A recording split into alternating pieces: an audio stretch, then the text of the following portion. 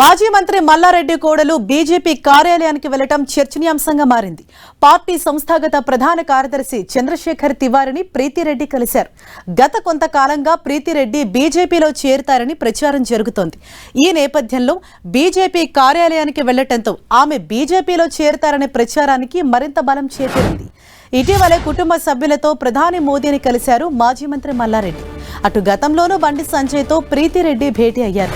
మల్కాజ్గిరి నుంచి లోక్సభకు పోటీ చేసే యోచనలో ప్రీతిరెడ్డి ఉన్నట్లు సమాచారం.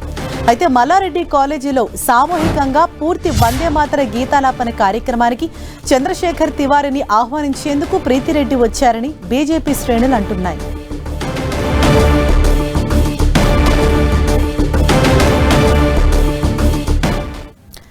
రైట్, దీనిపై మరింత సమాచారంతో బీజేపీ కార్యాలయం వద్ద నుంచి మా ప్రతినిధి అజయ్ మనకు అందుబాటులో ఉన్నారు. అజయ్, ఏదైతే మల్లారెడ్డి కోడలు బీజేపీలో చేరుతున్నారనే వార్తలు జోరందుకున్న నేపథ్యంలో అసలు ఎటువంటి చర్చలు కొనసాగుతున్నాయి, మీకు అందుతున్న అప్డేట్ ఏంటి?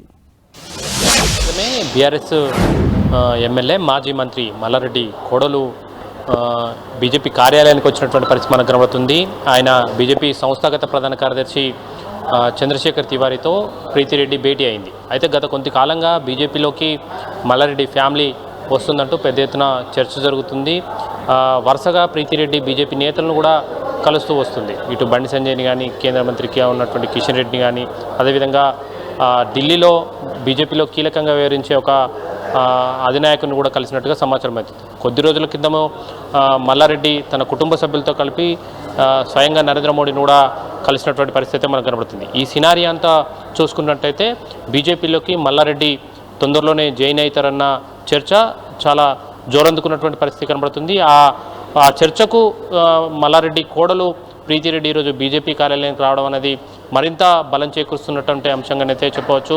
అయితే మల్లారెడ్డి బీజేపీలోకి వస్తే ఆయనకు ఎలాంటి ప్రాధాన్యత ఇస్తారన్నది పక్కన పెడితే అసలు బీజేపీలోకి వస్తారా లేదా అన్న దానిపైన మాత్రం విస్తృతంగా చర్చ అయితే నడుస్తున్నటువంటి పరిస్థితి కనబడుతుంది. ప్రీతిరెడ్డికి మల్కాజ్గిరి ఎంపీ స్థానం ఇస్తారు అన్న చర్చ కూడా నడుస్తున్నటువంటి సందర్భంలో ఆమె ఈ బీజేపీ కార్యాలయంకి రావడం అయితే పొలిటికల్ సర్కిల్లో కొంత చర్చగా మారినటువంటి పరిస్థితి కనబడుతుంది. అయితే ఇదంతా ఒక పక్క ఉంటే ఆమె కేవలం మల్లారెడ్డి ఇంజనీరింగ్ కాలేజీలో ఏదైతే ఉన్నాయో, మల్లారెడ్డి యూనివర్సిటీలో ఏదైతే ఉందో సామూహిక వందే మాతర గీతాలాపన, పూర్తిస్థాయి వందే మాతర గీతాలాపన ఒక కార్యక్రమాన్ని నిర్వహిస్తున్నా. ఆ కార్యక్రమానికి బీజేపీ శ్రేణులు అదేవిధంగా ముఖ్యంగా చంద్రశేఖర్ తివారీని ఆహ్వానించేందుకు వచ్చారు అంటూ బీజేపీ శ్రేణులు అయితే చెప్తున్నటువంటి పరిస్థితి కనబడుతుంది. అదే కార్యక్రమానికి నరేంద్ర మోదీని కూడా ఇన్వైట్ చేసే ఉద్దేశంతో మల్లారెడ్డి ఇంజనీరింగ్ కాలేజ్ ఏదైతే యూనివర్సిటీ ఉందో ఆ యూనివర్సిటీ తరఫున నరేంద్ర మోడీ 1,00,000 మందితోటి జరిగేటువంటి ఏదైతే సామూహిక గీతాలాపన ఏదైతే ఉందో ఆ కార్యక్రమానికి నరేంద్ర మోదీ ఆహ్వానిస్తే బాగుంటుందన్న ఆలోచనతో కూడా ఇక్కడికి వచ్చి పార్టీ శ్రేణులను సైతం నరేంద్ర మోడీ ఈ కార్యక్రమానికి హాజరయ్యే విధంగా చూడాలన్న ఉద్దేశంతో ఆ విజ్ఞప్తి చేసేందుకు వచ్చినట్టుగా అయితే పార్టీ శ్రేణులు అయితే చెప్తున్నటువంటి పరిస్థితి కనబడుతుంది. అయితే ఇదే అంశాన్ని ఇటీవల నరేంద్ర మోదీని కలిసిన సందర్భంలో ప్రస్తావించగా ముందుగా మీరు స్టేట్ పార్టీ సంబంధించినటువంటి నాయకులను కలవండి, వాళ్ళు డిసైడ్ చేస్తారు అంటూ కూడా నరేంద్ర మోదీ చెప్పినట్టుగా అయితే వార్తలు అయితే వస్తున్నాయి. ఇవన్నీ చూస్తున్నట్లయితే ఈ ఏదైతే వందే మాతర గీతానికి 1,00,000 మందితో జరిగేటువంటి కార్యక్రమానికి హాజరయ్యేందుకు పిలవడం, ఆ కార్యక్రమానికి నరేంద్ర మోదీని ఆహ్వానించి అంటే ఎలాగో తెలంగాణకు నెక్స్ట్ మంత్ ఫస్ట్ వీక్లో నరేంద్ర మోదీ వస్తారన్న వార్తలు వస్తున్న నేపథ్యంలో ఆ కార్యక్రమం అదే రోజులో పెట్టుకొని ఆ కార్యక్రమానికి నరేంద్ర మోదీని సైతం ఆహ్వానించాలి. దానికి స్టేట్ పార్టీ వాళ్ళ నుండి కూడా పూర్తిస్థాయి అనుమతి ఉండాలన్న ఉద్దేశంతో ఇక్కడికి వచ్చి కలిసినట్టుగా అయితే చెప్తున్నటువంటి పరిస్థితి కనబడుతుంది. అయితే ఈ జరుగుతున్నటువంటి కార్యక్రమాలన్నీ కూడా బీజేపీలో మల్లారెడ్డి ఫ్యామిలీ జాయిన్ అవుతుంది అన్న చర్చకు బలం చేకూరుస్తున్నటువంటి పరిస్థితి కనబడుతుంది. గత 10 నెలల నుండి కూడా ఈ చర్చ అనేది కొనసాగుతున్నటువంటి పరిస్థితి కనబడుతుంది. ఇటీవల జరిగినటువంటి ఏదైతే బోనాల జాతర సందర్భంగా పాతబస్తీలో ఒక బీజేపీ నాయకునికి సంబంధించినటువంటి ఇంట్లో జరిగినటువంటి బోనాల కార్యక్రమంలో అక్కడ కేంద్ర మంత్రి బండి సంజయ్ని కలిసి దాదాపు 2 గంటల సేపు ఆయనతోటి చర్చించినటువంటి పరిస్థితి కనబడుతుంది. అంటే ఒకవైపు మల్లారెడ్డి ఫ్యామిలీ ఏదైతే మేము జాయిన్ అవ్వట్లేదు పార్టీలో అని చెప్పినప్పటికీ కూడా వారు తరచుగా బీజేపీ పెద్దలను కలవటం, ఆ పార్టీ నేతలతో కలవటం ఈ ఊహాగానాలకు బలం చేకూరుస్తోంది. అయితే బీజేపీ వర్షన్ ఏ విధంగా ఉంది, బీజేపీ నాయకులు ఏమంటున్నారు? మనం సాధారణంగా పొలిటికల్ లీడర్ల వర్షన్స్ వింటూ ఉంటాం. పూర్తి స్థాయిలో చేరేంత వరకు, అంటే రేపు చేరుతారు అనుకునేంత వరకు కూడా ఈరోజు మాట్లాడితే మేము చేరట్లేదు, అదే పార్టీలో కొనసాగుతున్నామంటూ పదే పదే చెప్తూ ఉంటారు. అది జనరల్గా మనం పొలిటికల్ లీడర్లు ఇచ్చే స్టేట్మెంట్లుగానే చూసుకోవచ్చు. అయితే వాళ్ళు ఈ మల్లారెడ్డి, అదేవిధంగా మల్లారెడ్డి ఫ్యామిలీ విషయానికి వస్తే, అదేవిధంగా ప్రీతిరెడ్డి విషయానికి వస్తే, ఇప్పుడు మేము బీజేపీలో చేర్చలేమని నేరుగా చెప్తున్నప్పటికీ కూడా వాళ్ళు చేస్తున్నటువంటి కార్యక్రమాలు, అనుసరిస్తున్నటువంటి వ్యవహారాలు, ఎవరెవరిని కలుస్తారు, ఎందుకు కలుస్తారు అనే అంశాలు మాత్రం వాళ్ళు బీజేపీలోకి వచ్చేందుకు, బీజేపీలోకి రావడానికి చేసేటువంటి ప్రయత్నాలు అయితే స్పష్టంగా కనబడుతున్నాయి. వివిధ సందర్భాల్లో బీజేపీకి సంబంధించినటువంటి సీనియర్ నేతలను కలవడం అయితేనేమి, కేంద్ర మంత్రులను కలవడం అయితేనేమి, స్వయంగా మల్లారెడ్డి కుటుంబ సభ్యులతో వెళ్ళి నరేంద్ర మోడీని కలవడం అయితేనేమి, ఇవన్నీ కూడా వాళ్ళు బీజేపీలోకి వచ్చేందుకు చేస్తున్నటువంటి ప్రయత్నాలుగానైతే చెప్పవచ్చు. మనం చూడవచ్చు, ఏదైతే బీజేపీకి సంబంధించినటువంటి నాయకులను కలిసిన అనంతరం మల్లారెడ్డి కోడలు బయటికి వచ్చినటువంటి పరిస్థితి కలుగుతుంది. ఆమె ఇక్కడనే మీడియాతోటి కూడా మాట్లాడేందుకు అవకాశం ఉంది. ఆమె మీడియాతోటి కూడా మాట్లాడే ప్రయత్నం అయితే చేస్తున్నారు. అసలు ఏమీ జరగట్లేదు, మీరు అనుకున్నట్టుగా ఏమీ లేదు. మేము ఇక్కడ మొన్న మేము మోదీ గారికి కలిసి వచ్చినాము. మేము ఒక నిమిషం నేను చెప్తున్నాను వినండి. తెలంగాణలో మనం మోదీ గారికి పిలిపించేసి ఇక్కడ మనము డిజిటల్ ఇండియా కోసము మనం ప్లాన్ చేసి మన పిల్లలకి మొత్తం ఏఐ నేర్పిస్తున్నాం. కాబట్టి ఇట్లాంటి ఒకే ఒక్క యూనివర్సిటీ, ఇట్లాంటి యూనివర్సిటీ మొత్తం భారతదేశంలోనే చాలా తక్కువ.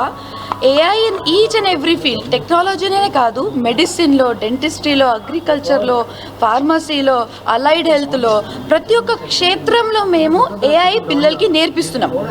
సో ఇట్లాంటి ఒక డిఫరెంట్ యూనివర్సిటీ ఓన్లీ భారతదేశంలో మన మల్లారెడ్డి యూనివర్సిటీ మాత్రమే.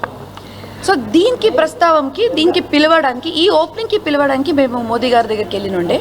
అక్కడ వెళ్ళినప్పుడు ఇక్కడ మన స్థానిక బీజేపీ మినిస్టర్ గారు, మన కిషన్ రెడ్డి అన్న గారు, ఇంకా అక్కడికి వెళ్ళి మేము వాళ్ళకి ఇన్వైట్ చేసి మనము మన క్యాంపస్కి ఓపెనింగ్కి పిలుస్తున్నాం. సో దానికి ఇక్కడ మా చంద్రశేఖర్ అన్న గారు, ఆయన మన స్టేట్ తెలంగాణ ఇన్ఛార్జ్.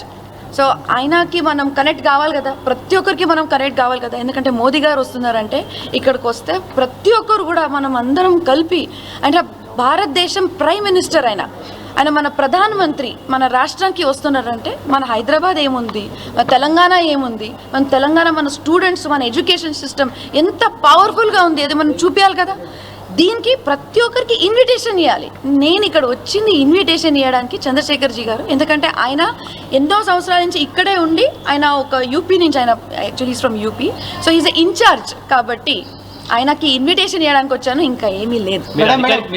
కార్యక్రమానికి పిలిచినప్పటికీ కాకపోతే ఇక్కడ పార్టీ ఆఫీస్కి వచ్చి మాట్లాడుతున్నారు. ఆయన ఎక్కడున్నారు అక్కడ పోయి కలుస్తా కదా.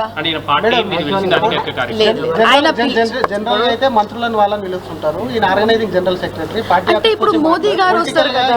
లేదు, పాలిటికల్ కాదు ఇది, అసలు పాలిటికల్.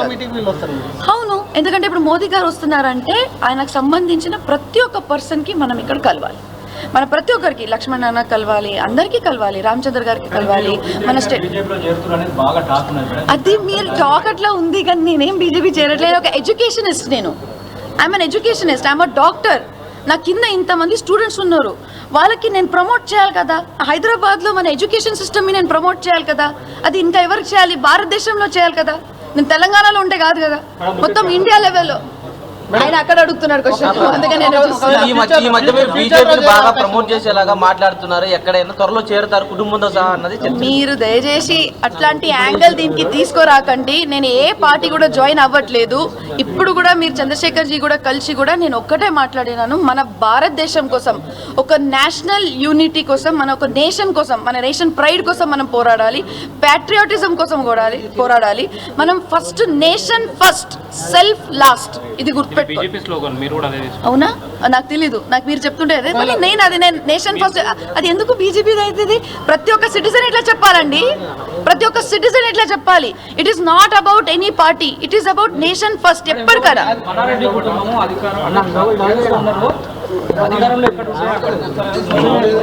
చూడండి, మీరు ఒక మాట చెప్తున్నాను, మల్లారెడ్డి గారు ఒక పెద్ద మనిషి.